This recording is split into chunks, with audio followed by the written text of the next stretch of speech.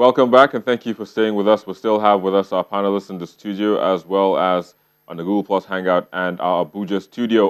Let me begin from there.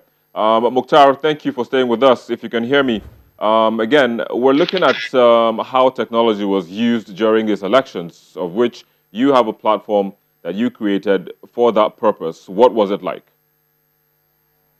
Yeah, I call it Usabe, or I said in connected development, we call it Usabe. We created that platform is a platform that gives you the lifetime situation reports.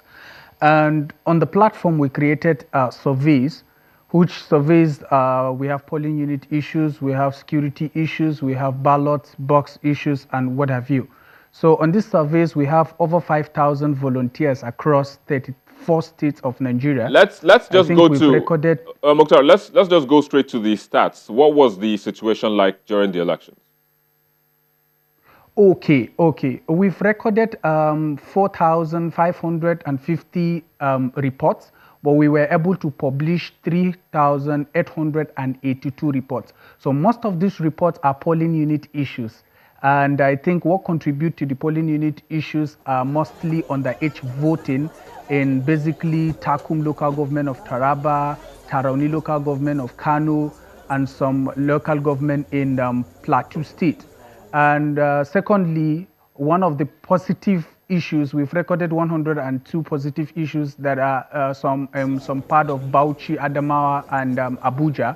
We have open polling units open on time, and we have some issues that polling unit in Taroni local government would you see a ballot box without a ballot Cover. ballot box without cover, and without ink. You know, we've recorded some issues that are supposed not to be recorded because issues of ink. I mean, who does that with ink and issues like that? So mostly we've recorded issues of security. You know, first thing in the morning around 6, our reporters report to us about a bomb blast in Borno, which later we've had a different issue, and I think issue of security issues in Lagos and in part of Cross River. So we've recorded a whole lot of issues. Like I said, we've recorded 3,822 issues across the presidential election. And you know, we at Connected Development are not after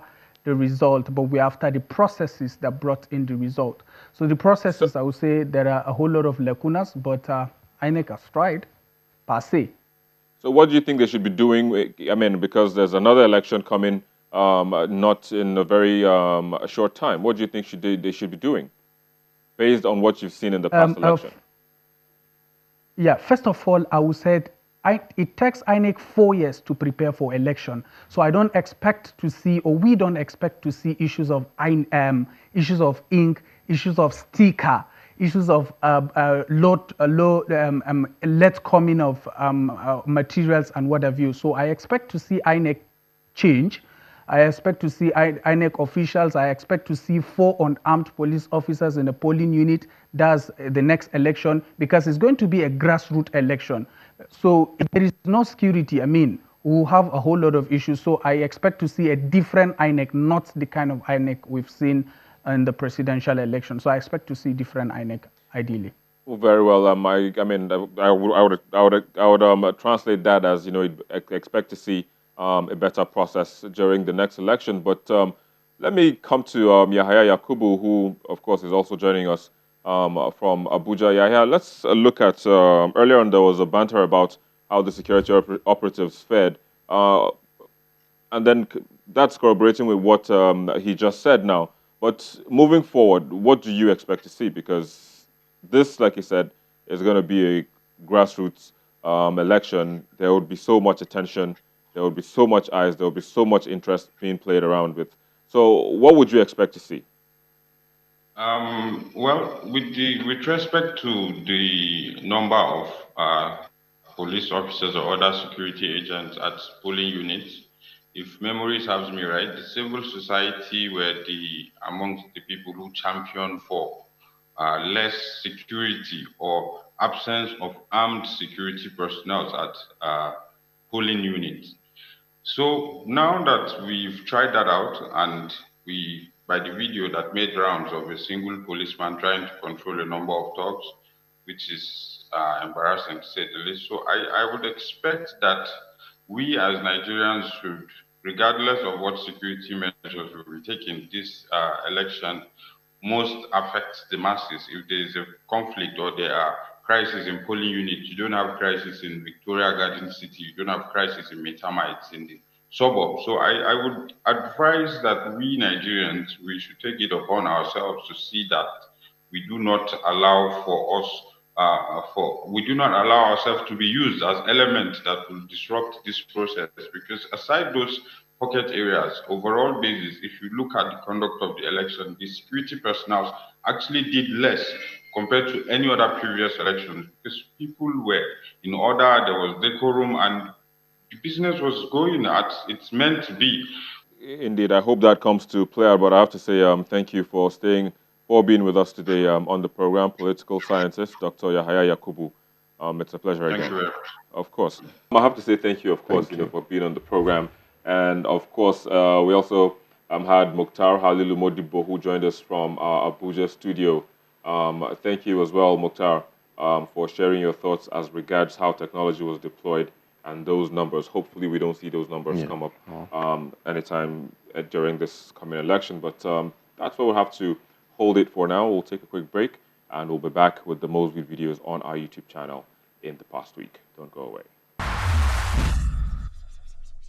When you become a member of a party, you subscribe fully to the party. I mean, all the constitution, the rules and regulations of that party. This week's most viewed videos begins with that of the APC spokesman defending the suspension of the governors of Imo and Ogun states. Then you pick up somebody from another political party, different from APC, without any record of alliance between APC and that political party, and you continue to campaign for the party that is not our party, that is not the party that you belong to, using our resources and our platform. It is followed in fourth by the reaction of voters after the election results were announced at the polling unit of PDP's presidential candidate.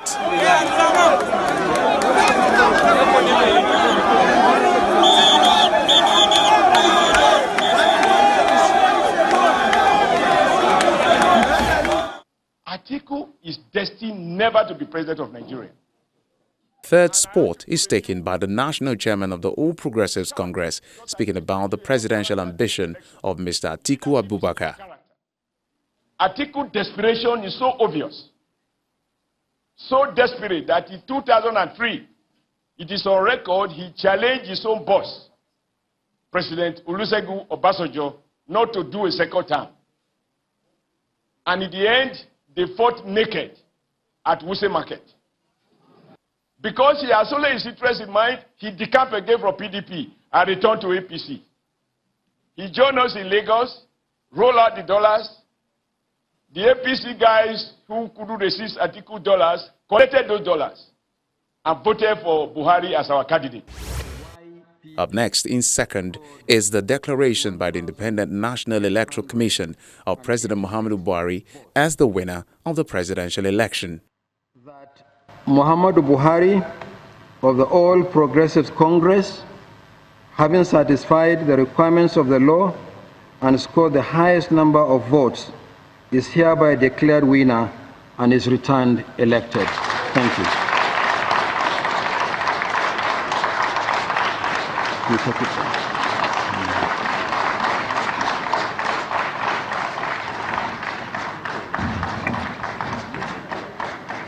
Let's go there. I, Atiku Abubakar, reject the results declared by the Independent National Electoral Commission. While the most viewed video in the past week is that of the presidential candidate of the PDP bearing his mind on the conduct of the presidential election. We have the real figures. We have the real figures. We have the facts that were spoken so loudly on Saturday, February 23, 2019. As I have always said, this year is my 3 decades in Nigeria's struggle for democracy. But this is the worst election in those 30 years. And I told that to General Abdul Salam 2 nights ago when he called me. I said, not even the military has conducted such a worst election. Well, there you go. Those were the movie videos on our YouTube channel in the past week. However, if the one you wanted to see wasn't there, just visit our YouTube channel. It's www.youtube.com/channelsweb and watch that video as much as you can, and perhaps it just might be on the charts. That notwithstanding, the challenges already have been identified during the just concluded elections, and Nigerians will be hoping that these challenges will be addressed before the coming governorship election, or at least reduced to the barest minimum. And on that note, we wrap it up on this edition of the program, but of course, we will keep the conversation going, as always, via the social media addresses showing on your screen. Thank you for watching. I'm Victor Matthias. Bye for now.